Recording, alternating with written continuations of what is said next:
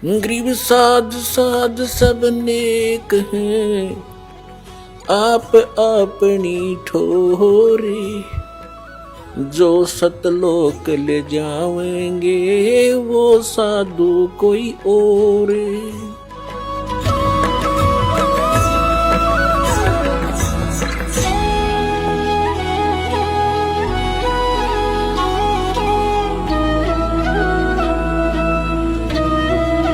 उस परमेश्वर ने हमें इस काल पर विजय पाने के लिए एक विधि बताई है कि पूर्ण संत से वो 3 मंत्र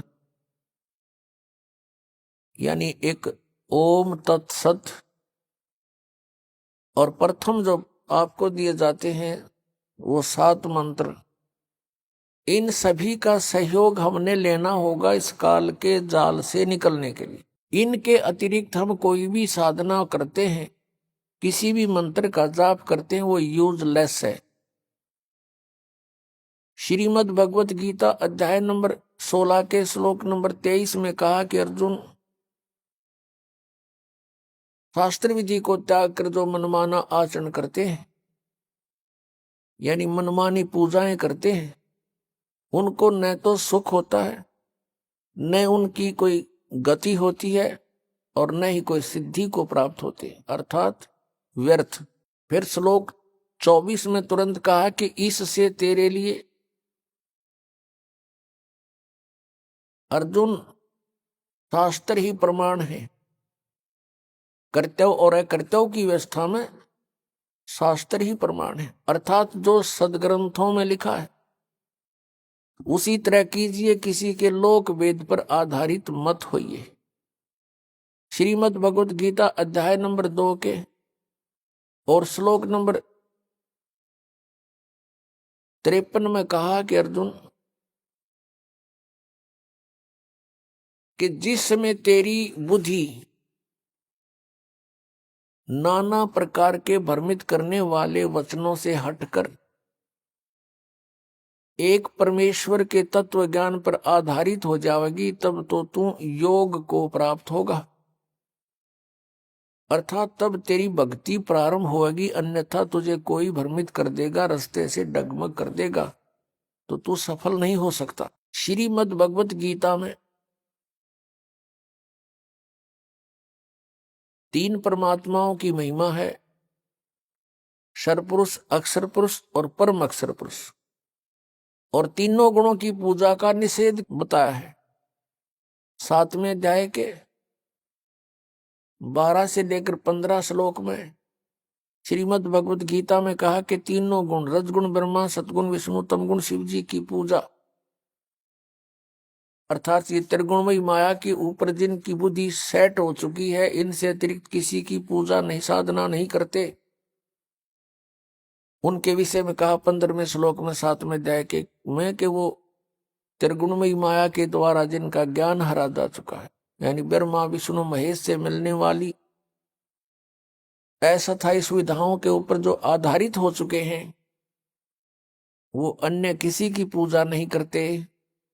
राक्षस स्वभाव को धारण किए हुए मनुष्यों में नीच दूषित कर्म करने वाले मूर्ख,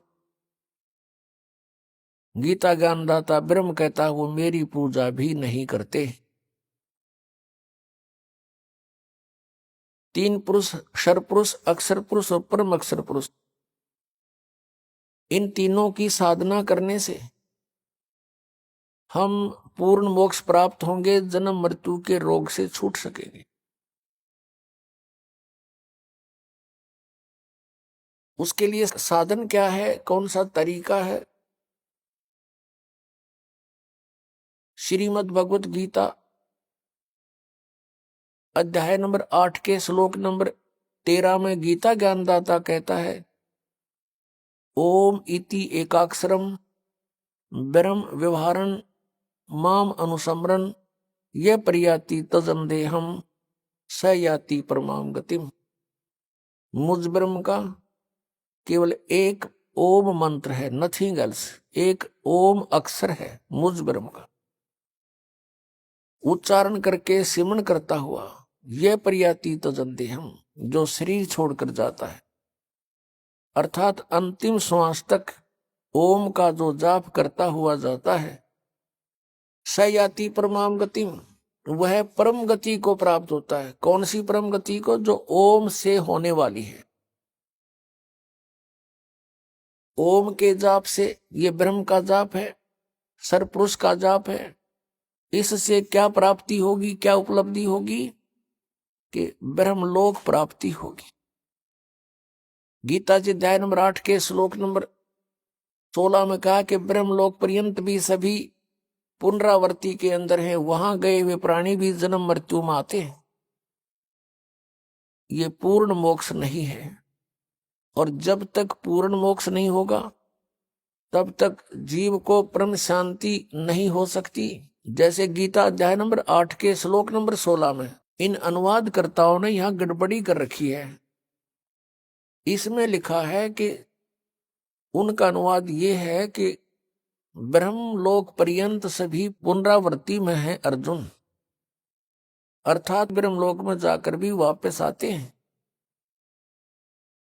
इन्होंने अनुवाद किया कि मुझे प्राप्त प्राणी का फिर जन्म नहीं होता। यह अनुवाद गलत कर दिया। उसका अर्थ ये है, जो ये नहीं जानते कि मुझे प्राप्त होकर भी पुनर्जन्म है अर्जुन, उनका फिर भी पुनर्जन्म है। जो ये नहीं जानते वो प्राणी मुझे प्राप्त होकर भी बार बार जन्म मृत्यु को प्राप्त होते हैं। यदि उनके अनुवाद को यहाँ सच्चा माने कि गीता ज्ञानदाता ये कहता है कि मुझे प्राप्त प्राणी का पुनर्जन्म नहीं होता, तो गीता अध्याय नंबर 4 के श्लोक नंबर 5 और 9 में, गीता अध्याय नंबर 2 के श्लोक नंबर 12 में, गीता अध्याय नंबर 10 श्लोक नंबर 2 में गीता ज्ञानदाता कहता है, अर्जुन तेरे और मेरे बहुत जन्म हो चुके हैं, तू नहीं जानता, मैं जानता हूं। मेरे जन्म और कर्म अलौकिक है। तू और मैं और ये सभी सैनिक राजा जन पहले भी थे, आगे भी जन्म होगा। ये ना सोच कि हम वर्तमान में ही हैं। इससे सिद्ध हो गया कि गीता ज्ञानदाता जो ब्रह्म है, सरपुरुष है, इसके भी जन्म मृत्यु होती है, ये अविनाशी नहीं है। फिर गीता जी अध्याय नंबर 8 के श्लोक नंबर 16 में ये अनुवाद करना कि मुझे प्राप्त होकर फिर जन्म मृत्यु नहीं होती, ये अनर्थ किया इन्होंने। अपनात्माओं, गीता अध्याय नंबर 8 के श्लोक नंबर 1 में अर्जुन ने पूछा कि प्रभु, आपने जो गीता अध्याय नंबर 7 के और श्लोक नंबर 29 में जिस तत्परम के बारे में कहा है कि जो व्यक्ति यहां जरा और मरण से छूटने का ही प्रयत्न करता है, वो तत्परम से, पूरे अध्यात्म ज्ञान से और सभी कर्मों से परिचित हो चुका है, वो फिर यहां से जरा यानी बुढ़ापा, मरण माने मृत्यु, क्योंकि सबसे बड़ा कहर इस प्राणी पर वृद्ध अवस्था होता है, और उसके बाद फिर मृत्यु, इससे भी बूढ़ा। तो पुण्यात्मा परमात्मा यहां वो गीता ज्ञानदाता से अर्जुन ने प्रश्न किया कि फिर वो तत्परम क्या है जिसको जानकर फिर प्राणी केवल जरा और मरण से छूटने का ही प्रयत्न करता है। उसके विषय में 8वें अध्याय के 3 श्लोक में उत्तर दिया कि वो परम अक्षर ब्रह्म है। श्रीमद् भगवद गीता अध्याय नंबर 15 के श्लोक नंबर 1 से लेकर 4 तक बता के उल्टा लटका हुआ संसार रूपी वृक्ष है। इसके ऊपर को जो जड़ है वो तो मूल मालिक है, वो पूर्ण परमात्मा है, वो परम अक्षर ब्रह्म है, और नीचे को तीनों गुण रूपी शाखा है। अब गीता ज्ञानदाता ने केवल इतना संकेत कर दिया कि ऊपर को जड़ है और नीचे को तीनों गुण रूपी शाखा है, बीच का कोई पोर्शन उसने नहीं बताया। फिर गीता जी अध्याय नंबर 4 के श्लोक नंबर 34 में कहा है कि वो तत्व ज्ञान है। कौन सा तत्व ज्ञान?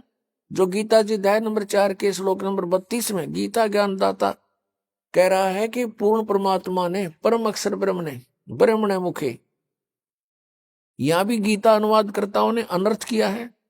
ब्रह्मणे मुखे का अर्थ वेद की वाणी लिख दिया, नहीं, ये सच्चिदानंद घन ब्रह्म की वाणी में, यानी जिसको परमात्मा ने स्वयं आकर अपने मुखारविंद से बोला है, अपने मुख कमल से बोला, उस ज्ञान में धार्मिक अनुष्ठानों की, यज्ञों की जानकारी विस्तार से कही गई है, वो तत्व ज्ञान है।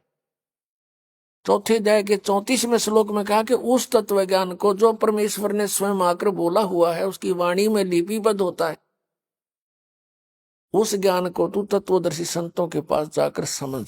उनको दंडवत प्रणाम करने से, कपट छोड़कर नम्रता पूर्वक प्रश्न करने से वो तत्वदर्शी संत तुझे परमात्मा तत्व का ज्ञान कराएंगे। यानी गीता ज्ञान दाता यहाँ अपनी असमर्थता व्यक्त कर रहा है कि मैं उस तत्व ज्ञान से परिचित नहीं हूं। फिर 15वें अध्याय के गीता जी के एक श्लोक में उसका उत्तर दिया है कि वो तत्वदर्शी संत है कौन? ऊपर को जड़ वाला, ऊर्ध्व मूलम अधः शाखम, ऊपर को जड़ और नीचे को तीनों गुण रूपी शाखा वाला। ये उल्टा लटका हुआ संसार रूपी वृक्ष समझो, जिसकी जड़ तो ऊपर में है और नीचे को तीनों गुण रूपी शाखा है। अब गीता ज्ञानदाता ने इतना संकेत दिया है और बताया कि जो इस उल्टे लटके हुए संसार रूपी वृक्ष के सभी छंद, सभी विभाग बता देगा पत्तों सहित सवेदवित, वो तत्वदर्शी संत है, वो वेद के तात्पर्य को जानने वाला है। तो परमेश्वर कबीर देव जी वो सच्चिदानंद घन ब्रह्म है, जिन्होंने 600 वर्ष पहले अपनी अमृतवाणी कबीर वाणी में अपने मुखारविंद से, मुख कमल से वो तत्व ज्ञान बोला। उसमें क्या बोला था कि अक्षर पुरुष एक पेड़ है, निरंजन वा की डार और तीनों देवा शाखा है ये पात रूप संसार। दूसरे शब्दों में अक्षर पुरुष एक पेड़ है, सरपुरुष वा की डार और तीनों देवा, रजगुण ब्रह्मा, सदगुण विष्णु, तम गुण शिव जी, तीनों देवा शाखा है और पात रूप संसार। तो परमात्मा ने आकर यू ज्ञान बोला, ये सच्चिदानंद घन ब्रह्म की वाणी कबीर वाणी। इसी का रेफरेंस ऋग्वेद मंडल नंबर 9 और सूक्त नंबर 96 के मंत्र 16 से लेकर और 20 तक है कि हे परमात्मा आपका वास्तविक नाम क्या है।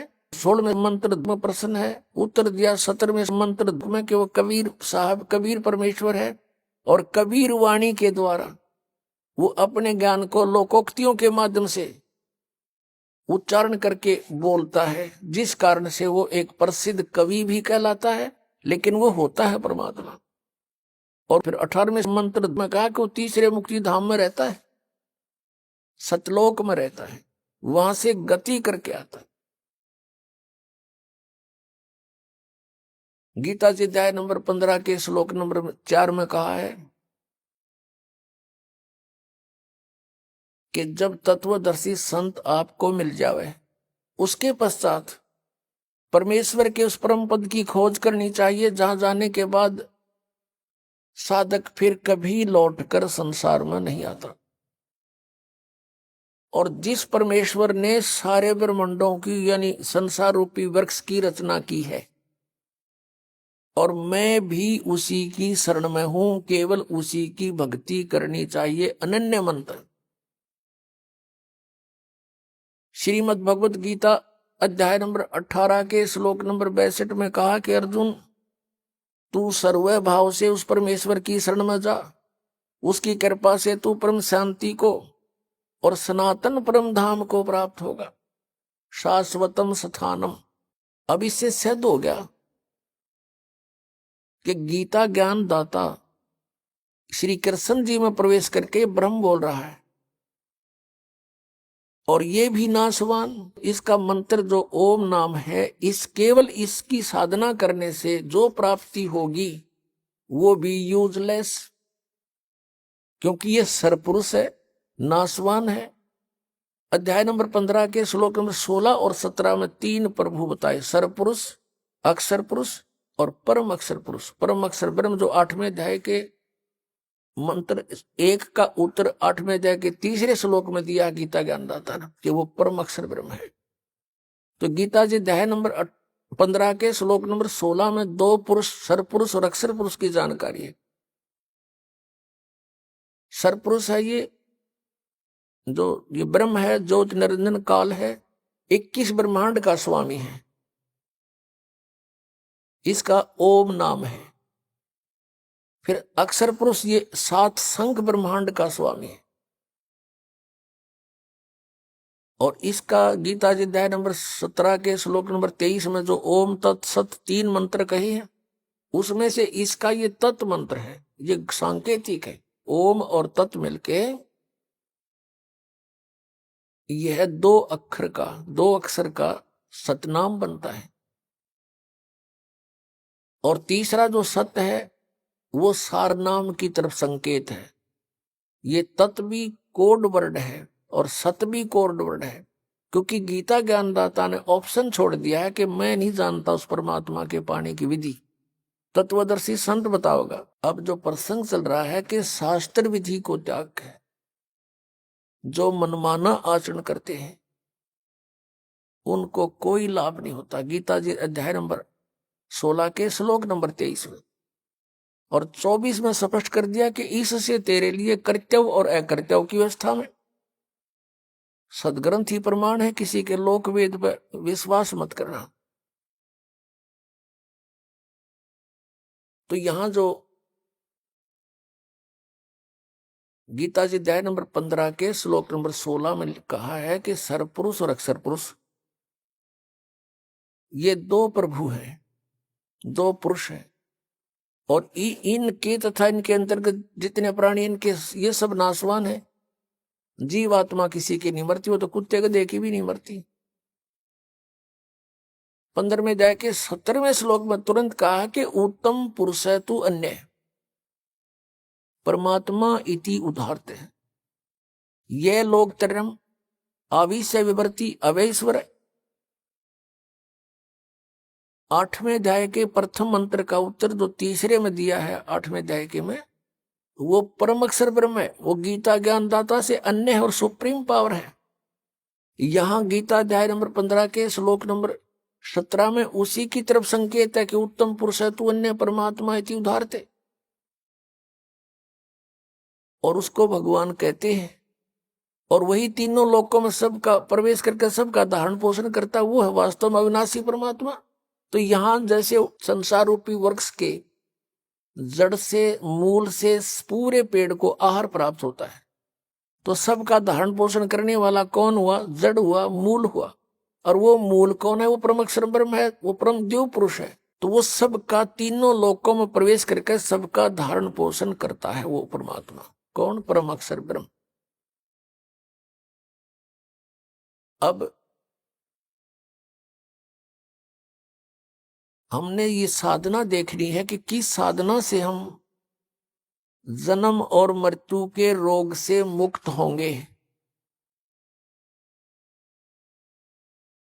और सदग्रंथों में प्रमाण हो वही सफल होगा। अब गीता जी अध्याय नंबर 15 के श्लोक नंबर 18 में फिर इसने थोड़ी सी टांग अड़ाई है गीता ज्ञानदाता ने, लेकिन उसने बोला तो ठीक है, समझने वाले उसको गलत समझ जाते हैं। 15वें अध्याय के 18वें श्लोक में कहा कि मैं लोक वेद के आधार से पुरुषोत्तम प्रसिद्ध हूं, क्योंकि मेरे अंतर्गत जितने प्राणी हैं मैं उनसे उत्तम हूं। उत्तम माने श्रेष्ठ हूं, तगड़ा हूं, उनसे मैं शक्तिशाली हूं। इसलिए मैं लोक वेद के आधार से पुरुषोत्तम प्रसिद्ध हो रहा हूं। आई एम नॉट पुरुषोत्तम। पुरुषोत्तम तो 15वें अध्याय के 17वें श्लोक में इसने खुद बता दिया कि वो है पुरुषोत्तम।